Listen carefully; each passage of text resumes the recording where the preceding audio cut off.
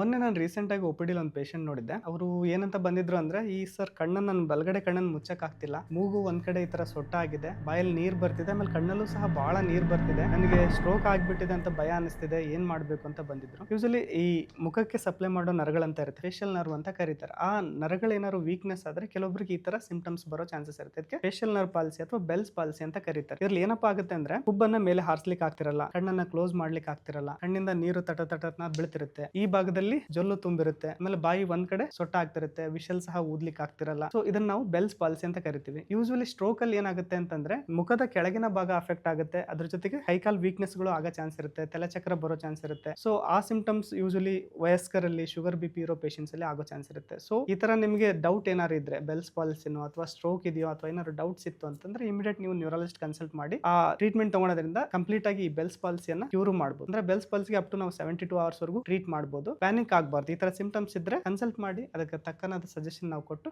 Treat ಮಾಡ್ತೀವಿ. Thank you.